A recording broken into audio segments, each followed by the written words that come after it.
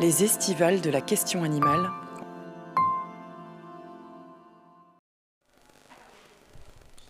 Bonjour tout le monde. Alors merci beaucoup aux estivales et aux bénévoles pour ce bel événement. Alors moi je vais vous parler de carnisme essentiellement aujourd'hui. Et c'est venu plutôt d'un besoin que je sentais parce que j'ai dû écrire sur la question et la distinction entre carnisme et spécisme, son rapport au véganisme respectivement et à l'antispécisme. Et je me suis rendu compte en m'y penchant que j'étais pas tant au clair que ça sur les contours du concept. Et du coup, je me suis dit ça vaut le coup de revenir peut-être ensemble dessus déjà pour reposer les définitions simples et puis pour essayer d'aller peut-être plus loin ensemble. Parce que finalement, j'ai l'impression qu'il n'a pas tant été raffiné, ce concept. En fait, déjà, il est un peu récent. Et puis, on ne l'a pas beaucoup exploité en France. Notamment, j'ai essayé de remonter les cahiers antispécistes. Il n'y a vraiment presque rien eu, alors qu'ils ont beaucoup parlé de la notion de spécisme. Ils n'ont pas du tout mis l'accent sur la notion de carnisme. Ils avaient fait une traduction de certains chapitres de Mélanie Joy, mais il n'y a pas trop eu d'articles plus tard qui revenaient un peu, qui essayaient de préciser les contours du concept ou quel pouvait être l'intérêt militant. Donc moi j'ai l'impression que c'est un concept qui est vraiment intéressant et je vais essayer de vous en convaincre, mais ça demande aussi de savoir un peu ce que c'est.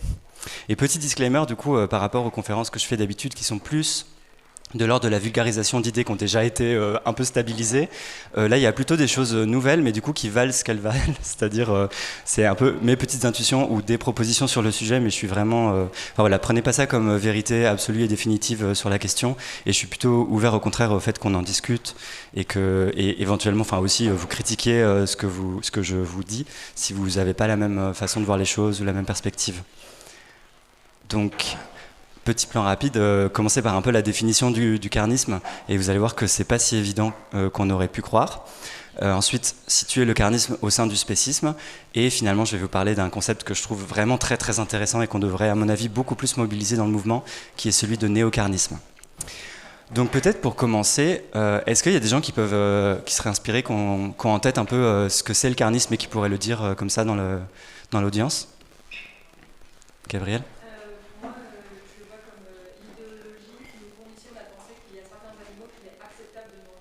Ouais, ok. Je répète pour YouTube. Donc l'idéologie qui nous conditionne à penser qu'il est acceptable de manger certains animaux.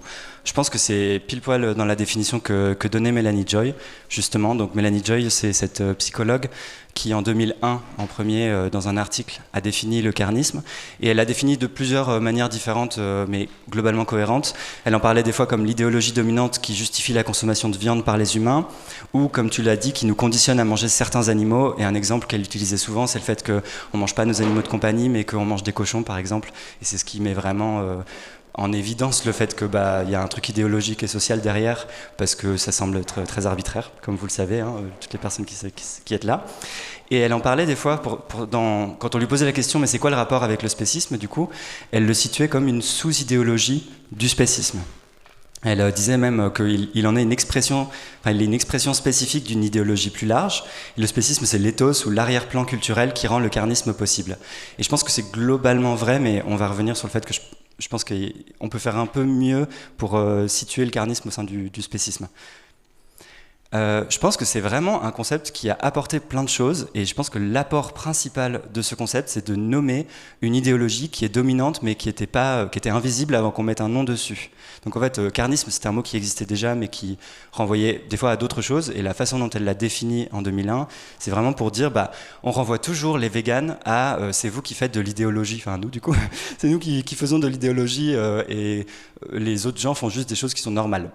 Et ça, c'est pratique quand il y a un truc qui est considéré comme juste normal, naturel, nécessaire, c'est comme ça qu'on a toujours fait, de pouvoir mettre un nom et de dire, en fait, c'est un peu arbitraire, et puis surtout, c'est pas anodin, cette norme sociale, donc celle du carnisme. Mais c'est pareil, c'était très utile d'avoir un nom pour nommer l'hétérosexualité, et pas juste dire, c'est les personnes queer qui sont un peu bizarres et pas dans la norme. En fait, ça veut bien dire qu'il y a une norme majoritaire, dominante, plus ou moins imposée le plus souvent. Enfin voilà, c'est pratique d'avoir les termes aussi pour désigner ce qui est majoritaire et qui s'impose dans la société par tout un tas de mécanismes sociaux et psychologiques, culturels. Je pense qu'un autre apport que ça a eu, c'est de politiser un petit peu la question justement de la consommation d'animaux, de nos rapports avec les autres animaux, parce que ça disait, c'est pas chaque individu dans son coin qui vit ces petites histoires, il y a un truc de social derrière en fait qui se passe, déjà un ensemble de justifications qui traversent la société et qui sont celles qui circulent et qui font que ça normalise et ça naturalise la consommation des autres animaux, et à l'inverse, le véganisme aussi, du coup, en miroir, on peut en faire quelque chose de social, de construit, d'opposition à une norme dominante qu'on cherche à déconstruire tout simplement. Et elle le faisait en pointant d'emblée certains mécanismes plutôt psychologiques, mais en fait on pourrait dire psychosociaux, qui maintiennent justement, qui servent à maintenir l'oppression active et dégueulasse des autres animaux. Et une façon dont elle en parle dans son livre Introduction au carnisme, publié en 2010, elle en parle comme une matrice idéologique qui un peu s'imprime sur une matrice psychologique. Et donc c'est ce qui fait que finalement notre psyché, pourquoi est-ce que toutes les personnes qui mangent de la viande et qui sont confrontées à des véganes nous sortent toujours les mêmes arguments? C'est qu'en fait parce qu'il y a des choses qui circulent dans la société et qu'on attrape et qui finissent par, c'est ça le mot fort que tu disais Gabriel, conditionner, c'est là que ça se passe en fait. Il y a un truc social et culturel qui finit par conditionner notre psychologie.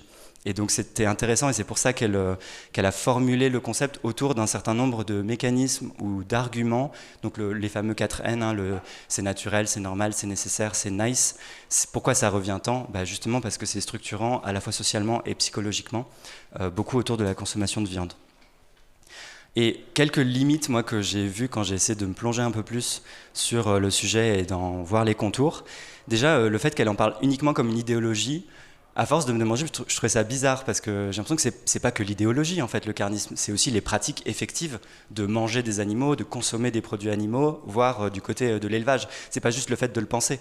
De la même façon que quand on définit le véganisme, ça paraîtrait bizarre de dire qu'une personne est végane si en fait elle mange des animaux, mais juste elle est convaincue par l'antispécisme et elle pense que c'est pas une bonne idée, mais elle le fait quand même. On dirait pas que cette personne est végane parce qu'il n'y a pas les pratiques qui suivent. Donc je pense qu'il faut qu'il y ait les deux aspects, à la fois idéologiques, de justification, mais de justification de certaines pratiques. Et je pense que les deux peuvent pas être, en tout cas vont ensemble. Donc c'était une première petite limite que je voyais. Ensuite, elle en parlait dans la façon dont elle l'a définie initialement, mais j'ai l'impression dont elle a continué d'en parler assez majoritairement. Elle en parlait toujours sous l'angle de la consommation individuelle. Et donc en fait, c'était le champ des pratiques côté consommation qu'elle décrivait. C'est-à-dire chaque individu dans la société qui mange des animaux, qui achète des produits d'origine animale, mais elle ne parlait jamais de l'angle de la production. Et en fait, elle ne parlait jamais du carnisme appliqué à la défense de l'élevage, en fait, du coup, ou à la défense des institutions carnistes. Et je pense que c'est un petit manque parce que, on le verra plus loin, notamment sur le néocarnisme, la plupart des mythes néocarnistes dont je vais vous parler tout à l'heure, ils sont plutôt en défense de l'élevage que de la consommation individuelle en face, quoi. C'est vraiment plus l'angle de la production qui est légitimé par ces mythes, et je pense que ça relève aussi du carnisme et que c'est important de pouvoir dire que cet ensemble de pratiques-là est compris dedans. Et je pense qu'il y a... Quand je disais que ça politisait un peu, c'est là où je pense qu'il y a peut-être une limite, parce que ça politise pour autant que ça replace la consommation dans l'ordre culturel général, mais ça ne va pas jusqu'à parler finalement des structures industrielles de production et de transformation finalement des corps des animaux qui deviennent des produits. Et donc un dernier point que je me suis demandé, c'est si je commençais à voir que c'est une idéologie mais qui justifie certaines pratiques, du coup c'est quoi le contour des pratiques qui relèvent du carnisme? Parce que souvent on pense à la viande, c'est ce que tu as dit Gabriel, c'est à manger certains animaux, mais en fait des fois elle se mettait à en parler aussi en incluant le lait et les œufs. Et la plupart du temps, c'est comme ça qu'on en parle. En fait, le carnisme, on élargit à la consommation de produits d'origine animale. D'ailleurs, c'était même dans le titre finalement de son livre qui a été traduit comme Introduction au carnisme en français, mais en fait le titre en anglais c'était Why We Love Dogs, Eat Pigs and Wear Cows. Et donc il y avait déjà dès le titre finalement le cuir. Et puis dans le livre, elle parlait aussi du lait et des œufs. Et donc moi j'ai commencé à me dire, ok, mais du coup c'est quoi les contours là? Ça s'arrête où si c'est pas que la viande, si ça inclut d'autres produits, si ça inclut d'autres types d'exploitation des animaux qui n'est pas directement la chair qu'on mange, ça va jusqu'où finalement? Et je n'ai pas trouvé finalement chez elle un contour très strict où elle aurait dit à un moment ça s'arrête là. Et moi en posant la question, j'étais pas sûr, enfin c'est resté un peu flou et je vais vous en parler plus loin. Je pense qu'il y a un flou un peu intrinsèque.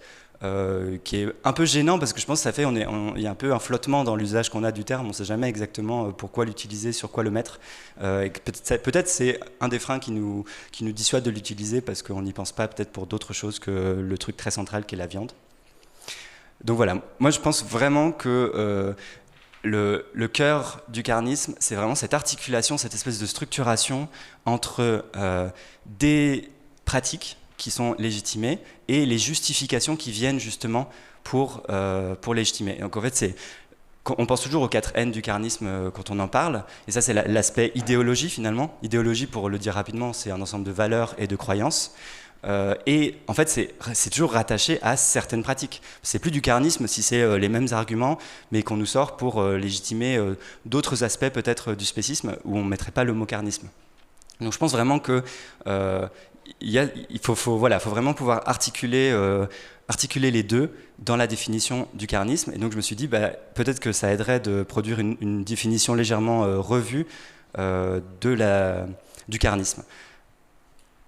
Et pour ça, je pense que l'élément central, je vous ai dit tout à l'heure, l'intérêt du carnisme, c'est que ça permet d'être pensé par rapport au véganisme, de dire le carnisme, c'est l'opposé du véganisme, mais c'est ce qui lui correspond comme norme dominante par rapport au véganisme, qui est une norme qui cherche à contester justement à la fois la norme et la pratique qui vient contester. Et donc, il y a une super philosophe, je ne sais pas si vous la connaissez, Valérie Giroud, que j'aime beaucoup. Et elle donne une définition du véganisme qui est pour moi celle qui est la plus intéressante. C'est pas absolument consensuel, je tiens à le dire. Il y a beaucoup d'autres philosophes qui définissent pas le véganisme de cette façon. François Jacquet, qui est dans la salle par exemple, il n'est pas d'accord avec cette définition-là. Je m'attends à sa question suite à la conférence. Moi, je trouve qu'elle est vraiment intéressante, sa définition. Elle l'avait donnée en détail dans cet épisode qu'on avait enregistré ensemble dans le podcast Chaos pour le véganisme, dans le podcast Comme un poisson dans l'eau que j'anime. Et donc, elle a récupéré finalement une notion en philosophie qui permet justement d'articuler pratique et ensemble de justification ou idéologie. Et donc, elle a pris ce mot praxis, qui est en fait un ensemble de comportements orientés par un principe ou un objectif, donc vers un but. Et ce qu'elle défend, c'est que le véganisme, les pratiques véganes ne font sens que si on les replace dans l'intention justement et l'objectif des personnes, c'est-à-dire quand on replace le fait que c'est opposé à l'exploitation des animaux, opposé au carnisme. Parce que sinon on ne comprend pas pourquoi les gens, à la fois ils ne mangent pas de viande, ils ne mangent pas de lait et pas d'œufs, mais pourquoi ils ne vont pas non plus au cirque, pourquoi il y a plein de pratiques qui n'ont en fait rien à voir entre elles, mais que les personnes véganes en général les rejettent toutes et essayent de toutes les éviter au maximum. Et ce qui donne sens finalement à cet ensemble de pratiques assez diverses, dans des champs très différents on pourrait dire de la consommation ou de sa vie, c'est justement le principe qui est derrière, c'est l'intention, c'est la volonté politique de contester au quotidien l'oppression des autres animaux.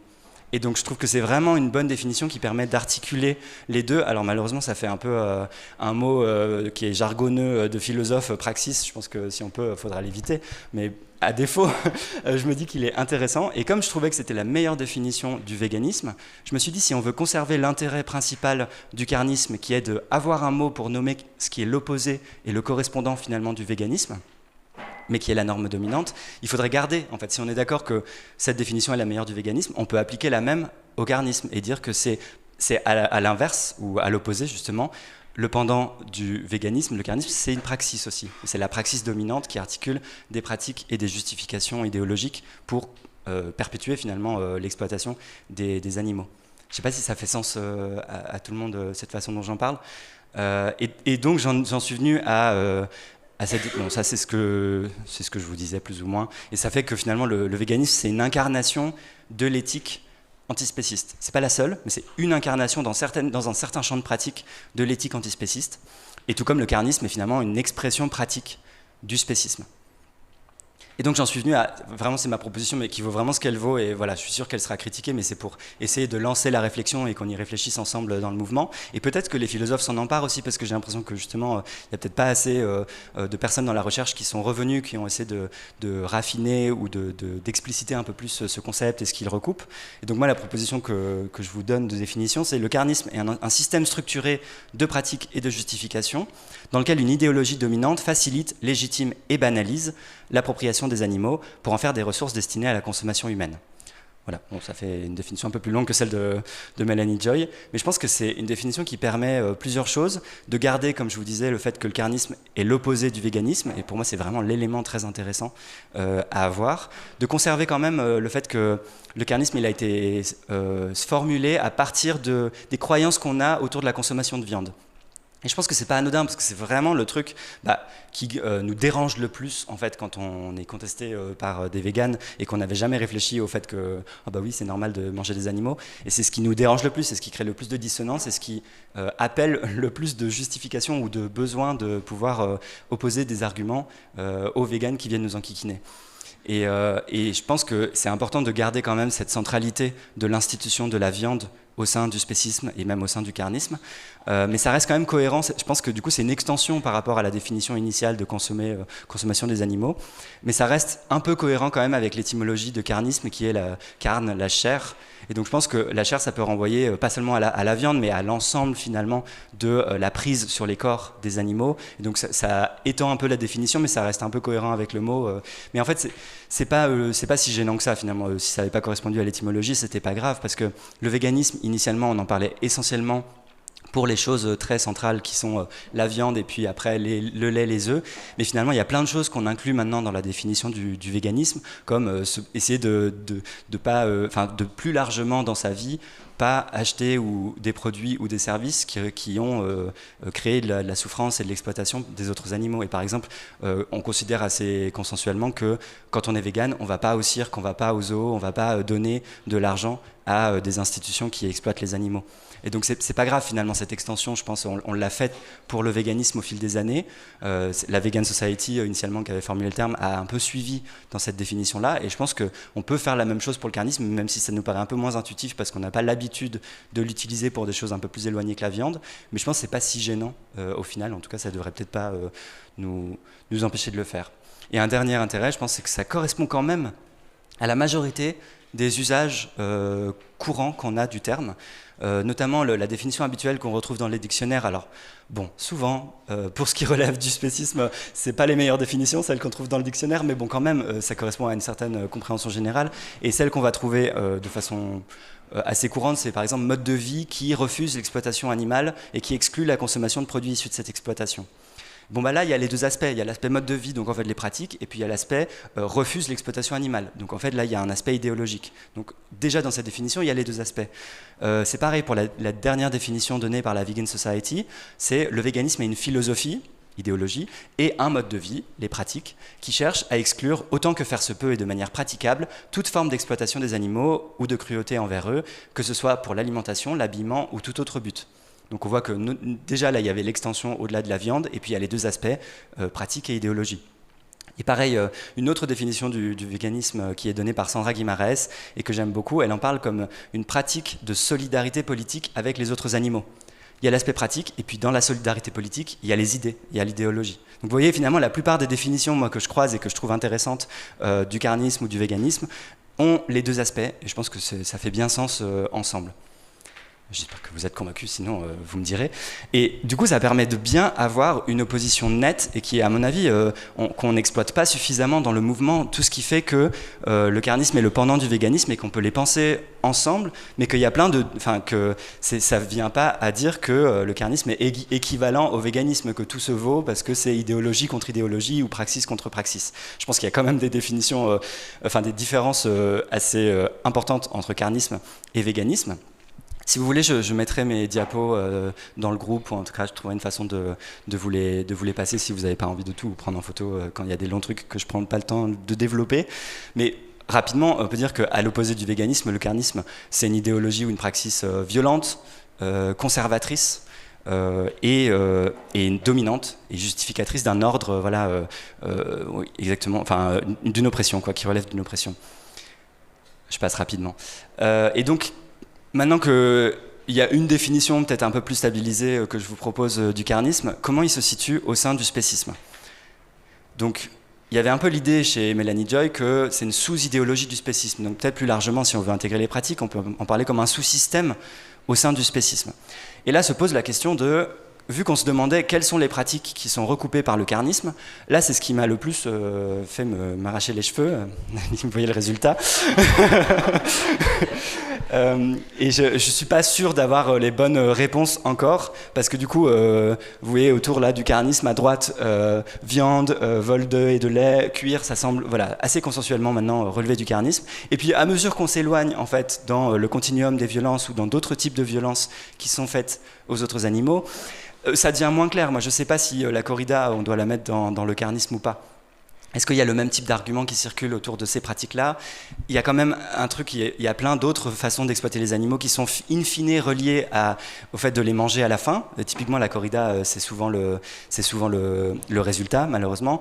La tonte, c'est pareil. Dans quelle mesure est-ce que, enfin, c'est des produits animaux, c'est fait consommation. Je pense qu'on pourrait le mettre dedans, mais ça commence un peu à s'éloigner. L'expérimentation, c'est pas du tout les mêmes types d'arguments, c'est pas du tout la même institution finalement au sein du spécisme. Mais il y a quand même des choses un peu proches ou un peu communes, et sur le fait qu'il y a une prise totale sur les corps des animaux, qu'il y a quand même, dans une certaine mesure, une production de produits consommables, même si c'est, en fait, le produit consommable, c'est la connaissance, ou voilà, c'est le fruit des expériences, qui n'est pas toujours aussi intéressant d'ailleurs que ce qu'on pourrait croire, mais enfin voilà, ça commence à devenir très flou, et à mesure qu'on s'éloigne, j'ai l'impression qu'on sort du carnisme.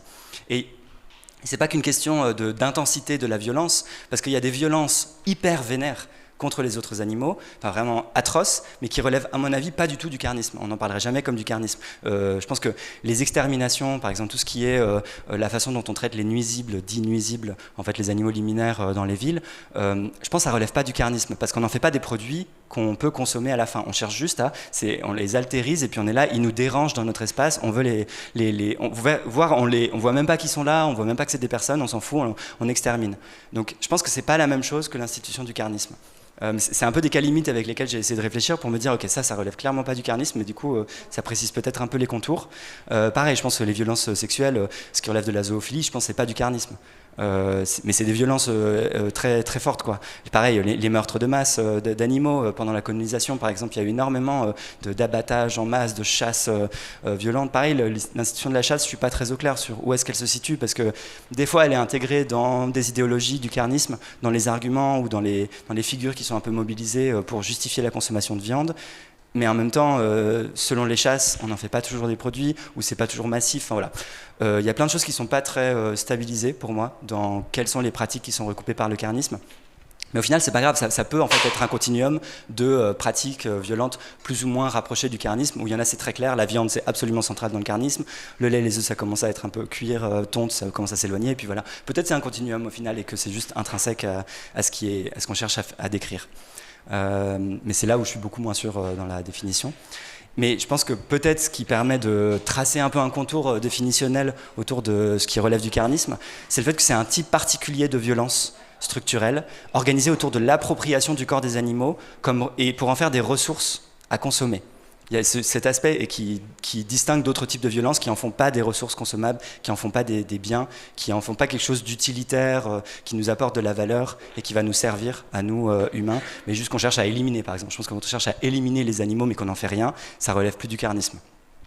Et il y a plein d'autres formes de violence spécistes donc, qui relèvent pas du carnisme, a priori, donc celle dont je vous ai parlé.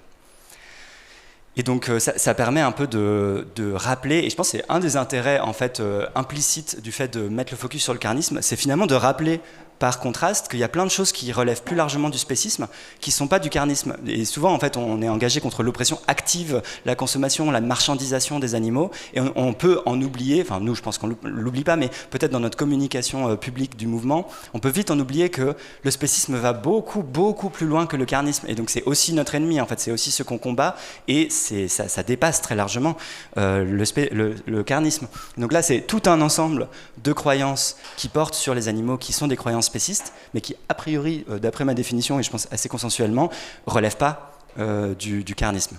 Vous me direz si vous n'êtes pas d'accord avec certaines, et je suis sûr que vous avez plein d'autres idées. Mais par exemple, pour tracer un peu des contours, dans l'idéologie spéciste, qui ne relève pas de l'idéologie carniste, je pense qu'il y a tout ce qui est traité comme l'idée de nature, le fait qu'on renvoie les animaux à un ordre naturel, et qui... C'est compliqué parce que ça se recoupe avec le naturel du carnisme, mais je pense que c'est la toile de fond plus large l'idée de nature, qui fait que les animaux, on les traite dans la case écologie, on les met dans un ordre naturel qui est censé légitimer leur exploitation. Enfin, je pense qu'il y a un truc spéciste en dessous qui fait que ça se cristallise comme l'argument c'est naturel quand on mange de la viande, mais que la toile de fond elle est spéciste. Pareil, tous les discours autour de l'humanisme, je pense que ça relève du spécisme sans relever du carnisme. Tous les discours plus largement qui construisent finalement l'infériorité des autres animaux ou la supériorité humaine. Je pense que la suprématie humaine, c'est un truc vraiment le cœur du spécisme, mais ça pourrait ne pas se cristalliser ou se vérifier dans l'institution carniste. On pourrait mettre fin, tout le monde pourrait être vegan et il y aurait encore un monde spéciste qui trouve d'autres façons d'inférioriser les autres animaux ou de mal les traiter, même sans qu'on les mange directement ou qu'on les exploite pour en faire des produits. Je ne sais pas si c'est clair un peu cette distinction.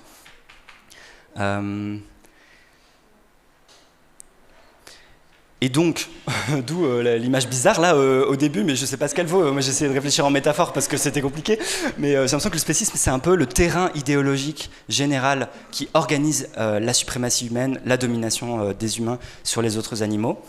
Et que le carnisme, c'est un peu un truc qui dépasse, un peu structuré, un peu plus cohérent, un ensemble de pratiques et d'idéologies qui reposent sur le spécisme et qui s'appuie dessus, qui est nourri finalement par le spécisme, qui le structure un peu plus et qui en fait une institution violente, ou un ensemble d'institutions violentes qui dépasse un peu et qui est plus facilement identifiable finalement que le terrain qu'on peut un peu oublier mais qui est bien là, et il faut aussi s'attaquer au terrain en fait. Et si on fissure le spécisme qui est le terrain, bah, ça peut faire tomber le carnisme, et inversement, si on dégomme le carnisme, ça va un peu plus fragiliser le terrain spécifique. Donc pour tenter, ça vaut ce que ça vaut, hein, pour tenter de penser l'articulation un peu entre les deux. Et alors pour aller encore plus loin, si ça vous intéresse, j'ai vraiment essayé de me creuser la tête et je pense que que ça peut nous apporter un truc intéressant de se souvenir tout ce qui relève du spécisme et qu'on essaye de combattre, ou tout ce qui fait qu'on veut aller vers un monde antispéciste, au-delà du fait d'abolir le carnisme. Et tous ces aspects-là, les aspects plus symboliques, donc toutes les insultes, le fait que tout le mépris associé aux autres animaux, tous les préjugés, l'altérisation, le fait qu'on les considère comme radicalement autres et qu'il y a un fossé ontologique entre l'humanité et tout le reste, enfin l'animalité qui est construit comme un truc un peu unifié, tous les stéréotypes qu'on peut avoir, les formes d'exotisation envers les autres animaux, l'exploitation symbolique et la métaphorisation qui était le sujet de ma conférence de l'an dernier, les animaux ne sont pas des métaphores. Je pense que c'est pas les aspects les plus violents et les plus directement oppressifs envers les autres animaux, mais que ça fait partie du terrain idéologique justement qui favorise le carnisme, qui le renforce et qui est aussi un des aspects auxquels on peut s'attaquer et qui reste en fait assez central dans le spécisme. Pareil, tout ce qui relève de l'invisibilisation ou de la disqualification morale de façon générale, le fait que les animaux, on s'en fout en fait. Les animaux, ils comptent pas, les animaux, ils sont presque pas là, on les voit pas, ils sont pas dans nos vies et ils sont pas dans nos réflexions morales. Et du coup, ça se concrétise dans le fait qu'ils n'existent pas non plus en politique.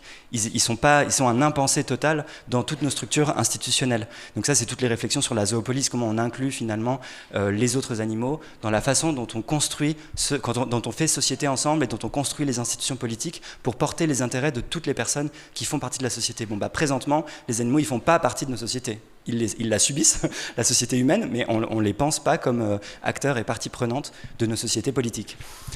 Et donc ça peut être aussi toute la façon dont on pense les dominations avec les animaux de compagnie, par exemple, tout ce qui relève du dressage, ou les réflexions sur le paternalisme avec les animaux. Ça relève pas du tout du carnisme, mais ça relève du spécisme et des réflexions générales qu'on a dans le mouvement. Et pareil, tout ce qui relève, enfin, la façon dont ça peut se concrétiser après la politique, c'est du coup, comment on construit concrètement, en fait, matériellement, une société qui pense en fait les spécificités et les besoins de tout le monde. Et donc ça se concrétise dans les environnements, les infrastructures. Donc c'est la façon dont est-ce que les villes sont bien pensées pour les autres animaux aussi. Est-ce qu'on met bien des vitres qui font que les oiseaux vont pas foncer dedans et se tuer ou se faire mal. Comment on repense nos rues. Comment on fait pour que la voiture ne soit pas un risque majeur finalement pour les autres animaux. Comment on repense notre agriculture. Même si on avait une agriculture végane, en fait une agriculture végane, il y a aussi des animaux qui meurent accidentellement, mais dans la façon dont on fait l'agriculture, c'est ce qu'on appelle les crop deaths. C'est aussi une chose à laquelle on peut réfléchir, même une fois dans un monde vegan. Et faut aller plus loin en fait dans la réflexion de comment on fait pour pas nuire aux autres animaux, et au-delà de pas nuire, les prendre en compte positivement, leur donner des droits positifs. Voilà, c'est un peu tout ce champ de réflexion. Je fais une longue liste, mais en fait pour vous dire qu'il y a beaucoup plus à penser au-delà de la dénonciation du carnisme, et que des fois j'ai l'impression qu'on a tendance à mettre un peu les deux dans le même sac, en mode ah oui on combat le carnisme et le spécisme. Et on perd de vue peut-être toute l'ambition de notre projet politique qui est proprement révolutionnaire, qui n'est pas juste un projet de arrêter de nuire de façon atroce aux autres animaux en faisant des objets de consommation. Je veux dire, ça c'est consensuel, il faut arrêter, c'est clair. Mais nous, on veut plus que ça. On veut une société d'égalité. Et ça, des fois, il y a des gens qui peuvent dire, ok, le véganisme, effectivement, ça semble assez consensuel, mais qui ne sont pas prêts à dire ouais bon, l'égalité politique avec les autres animaux, vous poussez un peu. Mais oui, on pousse et il faut qu'on continue de pousser, parce que c'est ça toute l'ambition, c'est ça qu'on dénonce dans le spécisme en fait. C'est l'inégalité construite comme norme.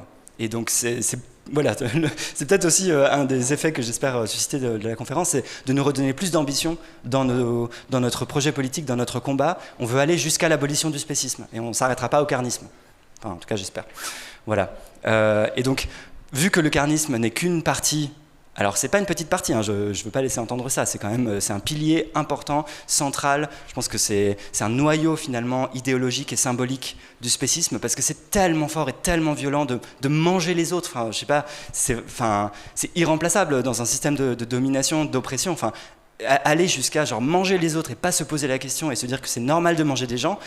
Voilà, c'est pas anodin, c'est vraiment le cœur du spécisme. C'est pas pour rien qu'on s'en prend d'abord au carnisme et qu'il y a plein de choses à penser autour. Mais voilà, cette place centrale ne doit pas nous faire oublier le reste.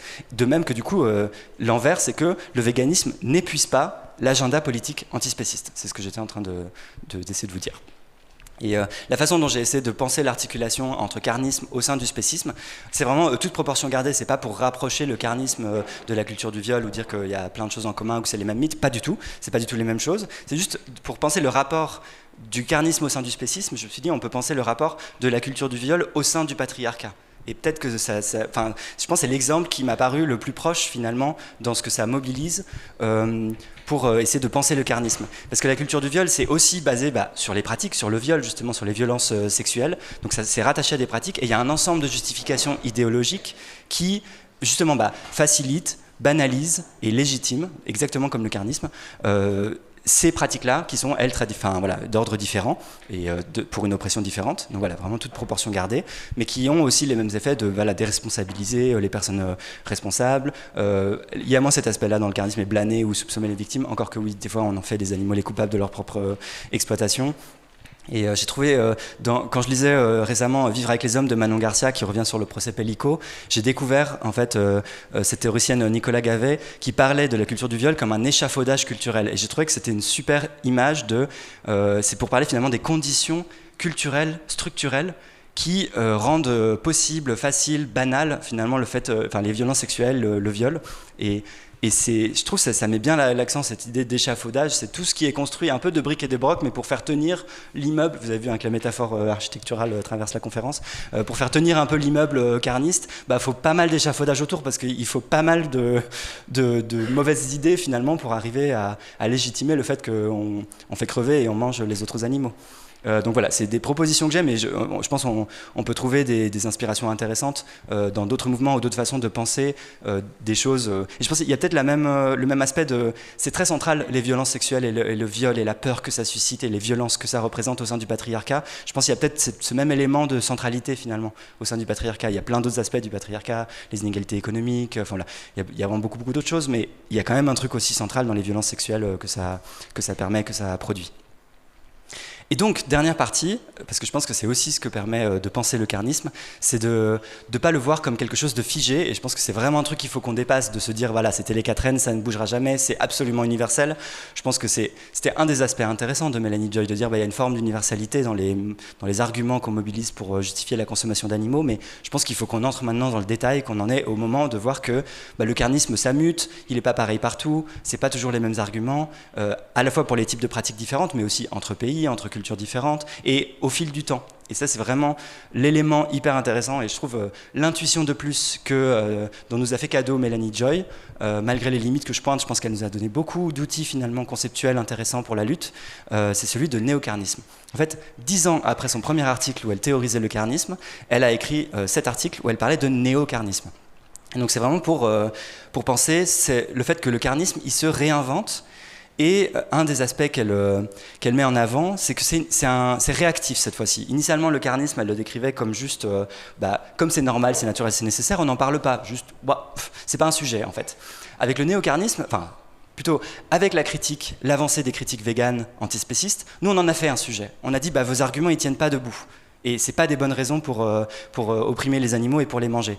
Et du coup, ça suscite en fait, ça fait le débat, ça commence à être une question de société, mais ça fait qu'il y a des réactions évidemment en face, idéologiques, pour venir relégitimer les institutions de violence du carnisme. Et c'est ça le néocarnisme en fait, c'est une réaction face à l'avancée finalement du mouvement antispéciste vegan. Et je trouve qu'elle donne plein de petites intuitions intéressantes. Alors, je ne sais pas ce que ça vaut, à quel point c'était vraiment que des formes de déni, ou à quel point il n'y avait pas déjà, en fait, dans le carnisme, des manifestations assez visibles et finalement pas si dans le déni que ça. C'était déjà des formes de justification. C'est pour ça que je ne sais pas si son passage du déni à la justification, ça paraît intéressant. Peut-être ça devient toujours plus visible et saillant, mais je pense que c'était sûrement déjà un peu là. Et un autre aspect qu'elle a apporté dans cet article, qui posait un peu les bases, mais enfin là, qui ne développait pas énormément, c'est qu'il y a plusieurs types de néocarnisme qui récupèrent en fait un certain nombre de préoccupations contemporaines, à la fois pour le bien-être des animaux, pour le respect, ou enfin, voilà, pour la prise en compte de leurs intérêts, et qui va essayer de détourner ça en disant « Mais non, vous inquiétez pas, l'élevage, en fait, c'est respectueux, en fait, on peut tuer les animaux avec respect, en fait, ils sont heureux pendant qu'ils vivent dans les élevages. » Et tout ça, c'est des croyances idéologiques néocarnistes, justement, qui cherchent à prendre en compte le fait que dans la société, la sensibilité pour la condition animale avance, progresse, et donc que c'est plus aussi facile qu'avant de nous vendre des animaux morts et de nous vendre les institutions qui les oppriment. Et donc forcément ça demande un certain nombre de nouveaux discours, et donc il y a eu des productions finalement récemment de discours néocarnistes produits par des individus, mais pas aussi par les structures, par les industries elles-mêmes.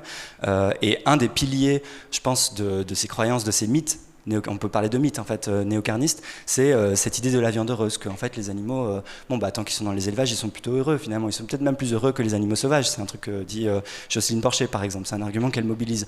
Finalement, il vaut mieux avoir des élevages, et puis oui, d'accord, il y a la mort à la fin, n'en parlons pas trop, mais finalement ils sont pas si malheureux que ça, ils sont pas si exploités. Voilà, et je pense que un des trucs hyper importants que je voyais dans l'article de Mélanie Joy, c'est qu'elle parle du néocarnisme comme un filet de sécurité idéologique qui permettent à celles et ceux qui commencent à remettre en question leurs habitudes de consommation de retomber dans une version légèrement modifiée du même cadre, du cadre carniste, en pensant avoir résolu la contradiction entre souci éthique et consommation d'animaux. Moi, je sais pas vous, mais je trouve ça super intéressant et ça ouvre plein de portes de réflexion pour moi. Et donc là c'est vraiment une proposition parmi d'autres, mais quel type de discours on a, parce qu'en fait du coup ça fait une pluralisation finalement des arguments idéologiques carnistes et néocarnistes, et il y a deux figures un peu centrales dans les discours francophones qu'on entend.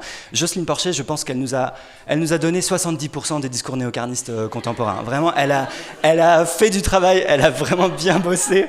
Je pense qu'on pourrait en parler comme le néocarnisme pastoral, un peu toute cette idée de on va relégitimer les petits élevages, et là ça recoupe avec ce que je vous disais plus tôt, que le néocarnisme maintenant il est plutôt dans l'aspect production.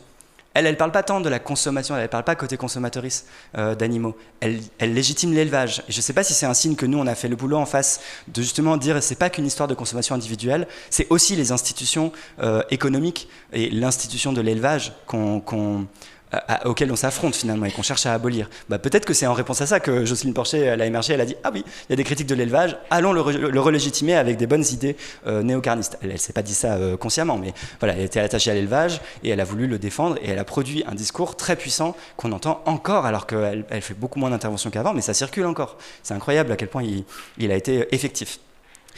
Et aussi, je pense qu'il y a une version peut-être plus écologiste, vitaliste, un peu à la Baptiste Morisot. C'est pas le seul, mais pareil, il a bien fait son taf pour nous faire traîner des arguments qui nous mettent des bâtons dans les roues pour essayer de porter les intérêts des autres animaux. Et plus largement, je pense toute la façon dont on essaie d'intégrer la question animale ou la réduire à l'écologie, en disant mais c'est bon, c'est les équilibres naturels, c'est le cycle de la vie et de la mort, c'est comme ça, il faut se réinscrire dans les chaînes biotiques. Tous ces arguments-là qui traînent, je pense que c'est aussi des arguments néocarnistes qui sont mauvais mais qui sont puissants. Et donc il faut vraiment qu'on les prenne de front, quoi. Il faut qu'on arrive à produire en face un discours béton et qui devienne massif pour combattre cette idéologie-là, parce qu'elle bloque, elle verrouille en fait le carnisme, encore aujourd'hui, enfin surtout aujourd'hui. Je sais pas si c'est pour les distinctions au sein du néocarnisme, moi j'appelle plein de gens à y réfléchir et à proposer des distinctions différentes, mais c'est pour commencer à donner un peu des pistes il y a des nouveaux discours qu'on peut essayer d'affronter. Et donc, pour des contre-discours qui ont commencé à émerger. Donc Axel Payos-Ward, je pense qu'elle fait un énorme et excellent travail de debunk systématique de tous les arguments de Jocelyne Porcher que vous pouvez retrouver dans cet épisode de Comme un poisson dans l'eau, que j'avais intentionnellement appelé le néo-carnisme de Jocelyne Porcher pour commencer à essayer de propulser ce concept. Et pour ce qui est de plutôt la version écologiste, je pense que j'ai essayé de condenser, après c'est une conférence d'1h30, dans cette conférence l'antispécisme poil à gratter de l'écologie, justement en quoi plein d'arguments pseudo-écolos qui traînent notamment de Baptiste Morisot, mais plus largement de toute la sphère des pensées du vivant, sont justement des arguments néocarnistes, et j'essaie d'y répondre en faisant un peu une classification et en réexpliquant ce que je vous ai dit là sur le néocarnisme. Et donc je pense vraiment qu'il y a une critique à construire qui émerge un petit peu dans quelques ouvrages anglophones. Je précise, ce n'est pas des ouvrages qui utilisent explicitement le mot néocarnisme, mais en fait ils parlent de la même chose et juste ils ne mettent pas ce concept-là et c'est pas grave. Et nous on pourrait le faire sans mettre le concept aussi, hein, juste faut produire les idées quoi, et le contre-discours. Et, alors j'ai pas lu celui de droite qui vient de sortir, mais ça a l'air intéressant, The Omniverse Deception, et j'ai vu en lisant le sommaire un peu que ça a l'air de vraiment parler de ces mythes néocarnistes. Et sinon celui de gauche, je l'ai lu et il est vraiment très très bien. Je pense qu'il est vraiment sous-coté, voire pas du tout connu en français. On a vraiment un problème de traduction hein, dans l'ère francophone. Le nombre... oui, on a une traductrice dans la salle. Il faut plus de gens. Parce que vraiment, il y a plein de livres passionnants, incroyables, antispécistes, de critique du carnisme, du néocarnisme, qui existent en anglais et qui n'ont pas encore été importés. Mais on peut faire le travail de notre côté aussi, hein, je dirais, produire des nouveaux livres. Moi, j'ai tenté de le faire dans un livre que j'ai écrit cette année et qui sortira le 3 octobre 2025. À retrouver dans toutes vos bonnes librairies, et sinon il y a déjà un lien de précommande qui fait que vous avez 2 € économisés sur le livre. C'est le moment autopromo, hein, désolé. Mais voilà, et en fait j'avais vraiment à cœur dans toute une partie du livre de justement prendre un à un une partie de ces mythes néocarnistes. C'est plutôt les mythes pastoraux là, et dans une autre partie il y a plutôt les mythes autour de la pensée du vivant et du néocarnisme plutôt à la sauce écolo. Mais voilà, en fait c'est les arguments de Jocelyne Porcher hein, en gros, qui ont été portés par d'autres, mais vous les retrouvez dans la liste.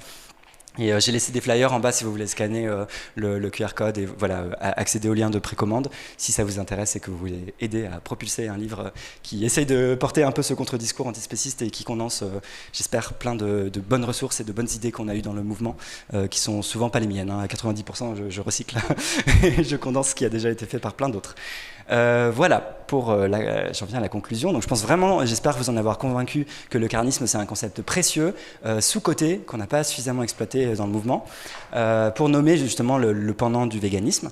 Et on gagne à les penser en dynamique ensemble et à dire voilà, le véganisme ça s'oppose au carnisme.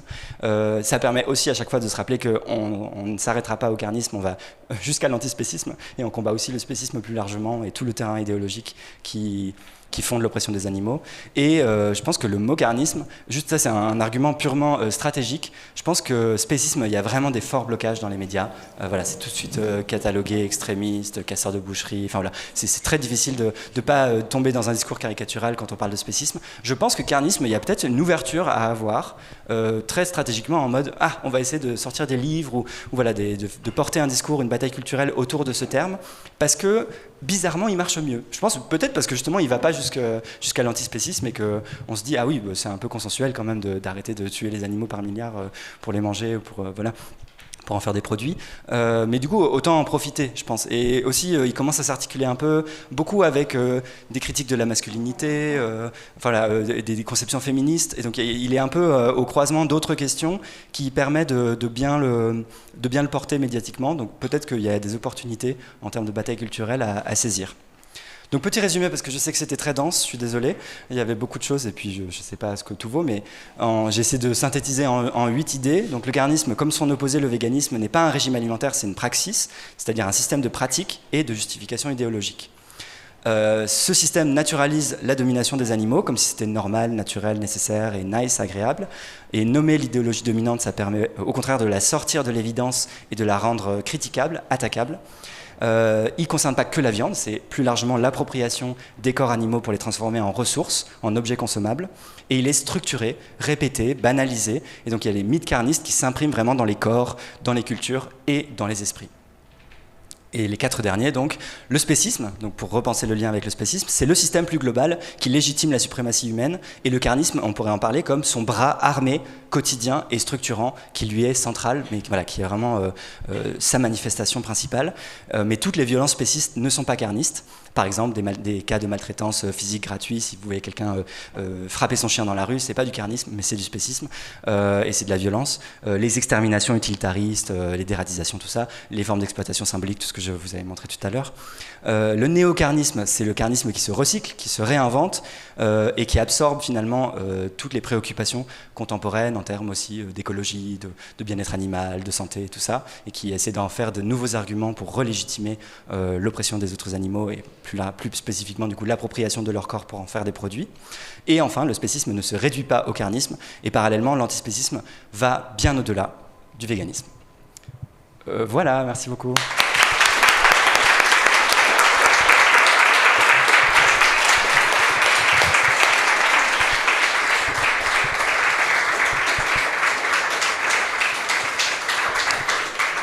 Merci beaucoup Victor pour cette conférence.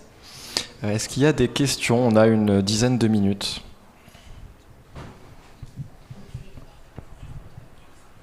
Ouais, merci beaucoup pour cette intervention extrêmement intéressante. Du coup, je voudrais juste revenir sur le concept de chair, en fait, vraiment de la viande dans la définition du carnisme. Parce que je pense que tu as tout à fait raison de dire donc, que le carnisme est un système idéologique qui est compris dans le spécisme, mais je pense qu'il est vraiment sous-tendant, c'est-à-dire c'est vraiment les étais. Enfin, c'est-à-dire que je pense que demain, du coup, on en avait parlé hier d'ailleurs, vraiment c'est cette histoire de chair, si on arrive à produire en laboratoire des substituts à la chair, vraiment, les gens commenceront à vraiment remettre en question toute l'exploitation animale dès lors qu'il y aura une alternative pour pouvoir consommer de la chair plutôt que d'élever des animaux. Et je pense que ce sera vraiment l'axe qui fera qu'après on se posera toutes les questions sur toute l'exploitation animale. Et aussi parce que l'élevage d'animaux, d'un point de vue purement économique, l'utilisation de diverses ressources du corps des animaux, telles que par exemple le cuir, ou les os des animaux qui sont utilisés pour les cols, c'est absolument partout, tous les sous-produits sont utilisés partout. Tout ça, ça s'effondre si on n'a juste plus la chair. Parce que ce qui est rentable dans ces élevages, c'est la chair, et les sous-produits derrière sont utilisés. Donc c'est vraiment la chair, le concept assez sous-tendant à tout ça, quoi. Voilà. Ouais, je pense que d'un point de vue d'interdépendance économique, je suis d'accord avec toi. Mais moi, je pense quand même que dans l'ordre, c'est le spécisme qui sous-tend le carnisme. Et que si le carnisme s'effondre, moi je peux facilement m'imaginer un monde qui reste très spéciste, mais qui fait plus des animaux des objets consommables, mais qui reste extrêmement inégalitaire. Et je pense que ça va pas se faire magiquement, ce sera à nous de porter encore plus loin la critique si on arrive un jour à abolir ou faire se résorber pas mal le carnisme. Je pense que ce sera à nous de pousser, et il faut pas croire que ça va se faire magiquement. Parce que tu peux garder un monde inégalitaire facilement. Enfin, c'est aussi très structurant, l'idée d'exceptionnalisme humain, de suprématie humaine. Même si on en vient à dire il n'y a aucun bon argument pour opprimer les animaux à ce point, tu peux garder plein de justifications de les humains c'est quand même un peu différent, c'est supérieur, et puis, ou alors on va pas vivre ensemble et du coup on va s'en ficher, ou on va pas créer nos institutions pour les inclure. Enfin voilà, je vois vraiment un monde très facilement qui garderait tous les aspects, là, les 4 tableaux que je vous avais mis, même si le carnisme tombe.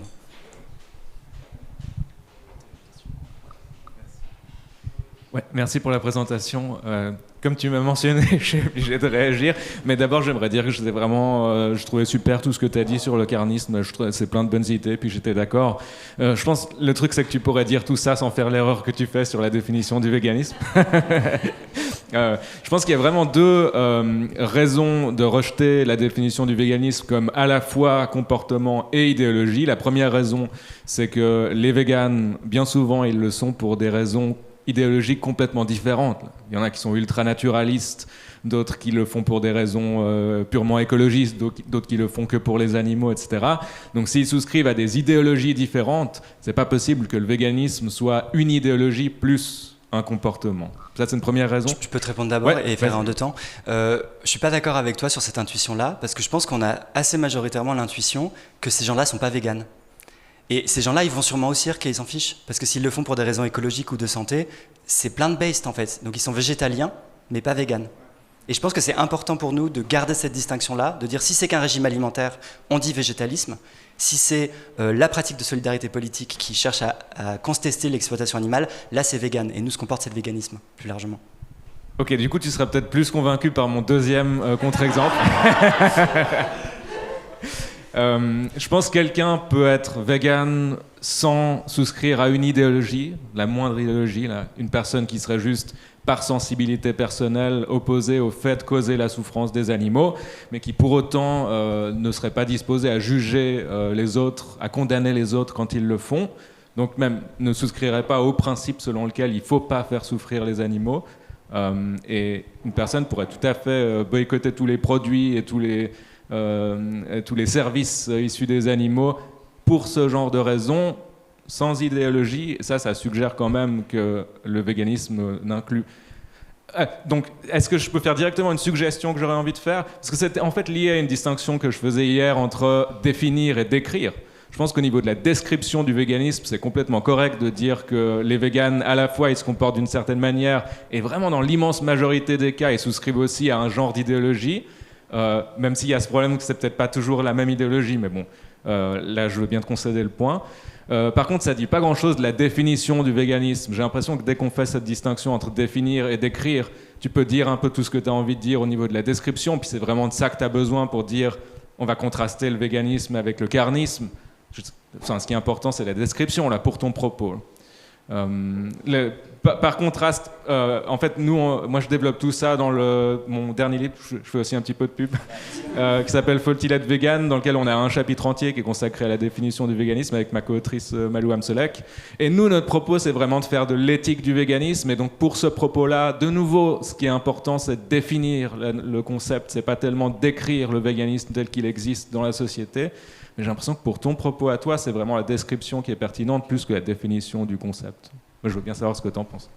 Je pense que l'aspect idéologique reste important, y compris pour la définition et pas que pour la description, pour la raison que j'ai donnée de la distinction avec le végétalisme et le fait que des personnes qui le sont pour d'autres raisons vont pas faire toutes les pratiques, vont pas se priver de tous les aspects de produits ou de services issus de l'exploitation. Et donc c'est pour ça qu'on en a besoin pour la définition même. Et je pense que tu as raison en disant que c'est quand même les pratiques qui sont centrales et que des fois les gens n'ont pas les idées derrière. Mais en fait, ça peut être résolu facilement en disant ce que j'ai dit, c'est avant tout la légitimation de deux pratiques, c'est rattaché aux pratiques, ça émane des pratiques finalement, même les justifications idéologiques, et c'est pas toujours les mêmes, même pour le carnisme en fait. Tu as des gens qui peuvent être carnistes sans y penser, et sans avoir peut-être activement toutes ces croyances-là, mais c'est pas grave parce que c'est pas à l'échelle des individus que ça se joue. Et je pense que ma définition, elle est plutôt pour une analyse culturelle et sociale plus largement, des arguments, des discours qui sont mobilisés. Et donc, le but, c'est pas d'aller voir dans la tête de chaque personne les raisons profondes qui font qu'une personne mange des animaux ou au contraire est végane. Le but, c'est de voir quels sont les effets, un peu les régularités qui émergent, notamment dans les discours idéologiques, mais qui sont rattachés à certaines pratiques. Et donc en fait, moi je cherche à en faire un outil pour la bataille culturelle. Je cherche pas à en faire une définition hyper précise et surtout pas à l'échelle individuelle. Donc j'ai l'impression que au pire ça fera des définitions différentes qui n'auront pas les mêmes utilités, mais que pour la bataille culturelle, je pense que ma définition est plus intéressante. Ok, juste je rebondis pour dire qu'en fait on peut être d'accord, c'est que je pense que ta définition... Je pense que ta définition, du coup, elle est stipulative. Tu es en train de dire, moi, le phénomène qui m'intéresse et que je vais appeler véganisme, c'est ça. Et c'est complètement OK de faire ça. Nous, notre approche, c'est de faire plutôt une définition qui est censée capturer le concept ordinaire de véganisme. Et je pense qu'on peut vraiment dire les deux à la fois. Là. Le concept ordinaire de véganisme, il est plutôt individuel, alors que le concept qui t'intéresse toi, et du coup tu stipules que c'est ça que tu vas appeler véganisme, il est plutôt collectif. J'ai vraiment aucun souci avec ça. Mais le concept ordinaire, il bouge en fait. Il peut devenir collectif si on fait avancer l'idée que le véganisme, c'est pas un truc individuel. Donc en fait, le concept individuel, il vaut à un moment donné. Enfin, le concept ordinaire vaut à un moment donné, ou pour certaines personnes. Ou... Ouais, je suis pas sûr que les concepts puissent évoluer. Bon, ça c'est une question en philosophie des concepts qui puissent évoluer de cette manière. Mais on est d'accord sur l'essentiel, je pense. Ouais. Merci.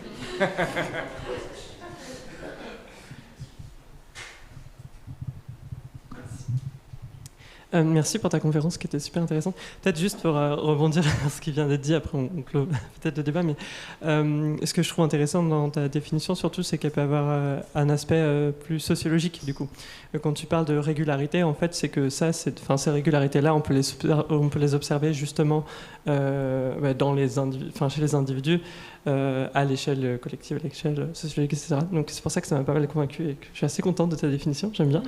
D'ailleurs, je ne savais pas que Valérie Géroux avait insisté justement sur cette notion de praxis pour parler du véganisme et tout, donc j'irai voir. Merci aussi pour ça.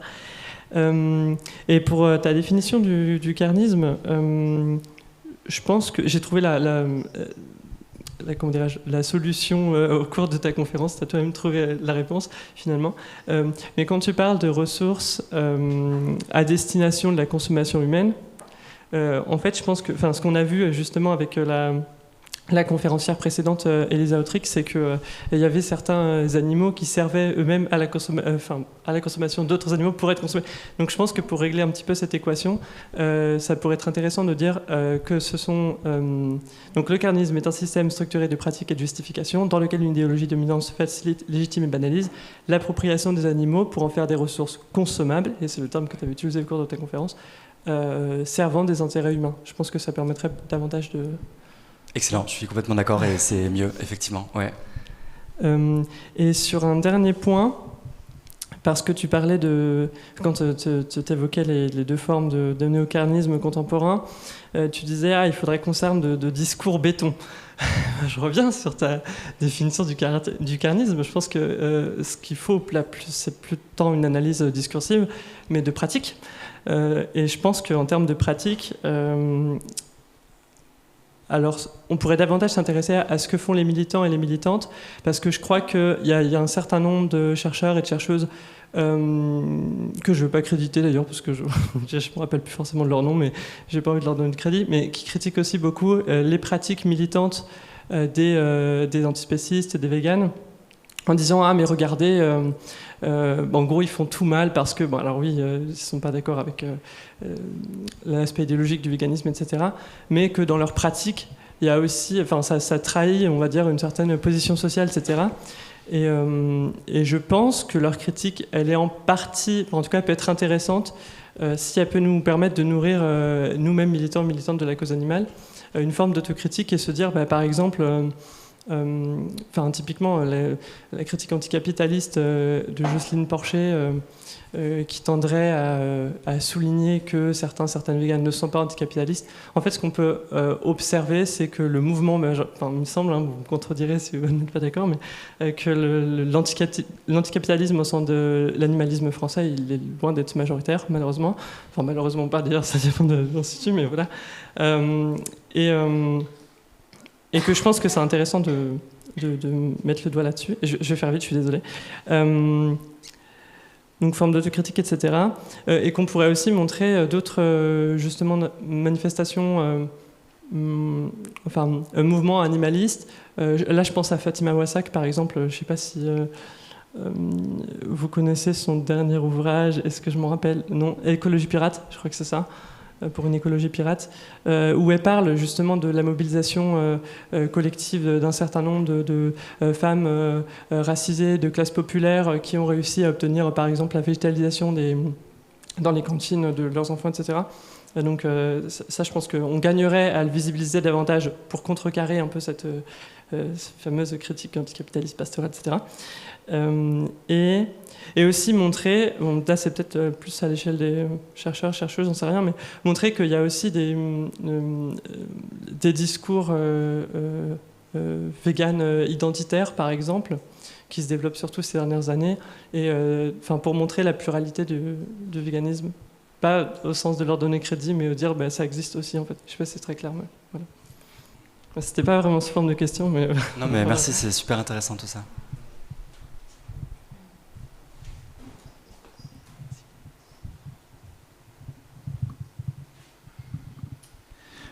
Merci, c'était vraiment complet, j'ai trouvé. Je me pose la question, moi, par exemple, de l'expérimentation animale. J'ai l'impression qu'il y a un bloc de pratique et de justification qui est différent du carnisme. Et ma question, elle était un peu relancée par l'intervention précédente là, qui parlait de ressources consommables destinées à servir des buts humains. Mais dans ce cas-là, ça ferait rentrer ce bloc de praxis, enfin ce que j'identifie comme un bloc de praxis différent de celui du carnisme, dans celui du carnisme. Et j'ai l'impression que ça mériterait plutôt d'être analysé un peu à part. C'est d'ailleurs ce qu'on fait spontanément. Peut-être qu'on a tort en fait d'analyser à part. Mais voilà, j'ai l'impression que ça, par exemple, c'est un bloc un peu différent justement.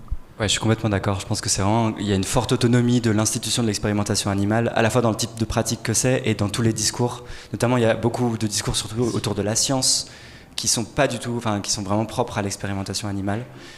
Et je suis un peu embêté parce que quand on dit vegan, on a tendance à inclure le fait d'essayer d'éviter les médicaments qui sont issus de l'exploitation animale. Et du coup, c'est peut-être un point où on a plus d'hésitation à mettre l'expérimentation dans le carnisme, alors que pour le véganisme, en face, on n'a pas de difficulté à le faire. Et j'ai pas résolu cette contradiction. Je trouve que c'est autant que faire se peut, je pense que c'est bien d'essayer de mettre les deux en correspondance entre ce qui relève du carnisme et ce qui en face relèverait du véganisme. Mais du coup, là, j'ai pas la réponse. Pour moi, c'est juste un bug dans les définitions. Enfin, voilà, vraiment, je pense qu'il faut qu'on travaille sur ça. Mais je suis d'accord que c'est autonome, quoi. On arrive à la fin du temps. Merci beaucoup, Victor. Merci beaucoup.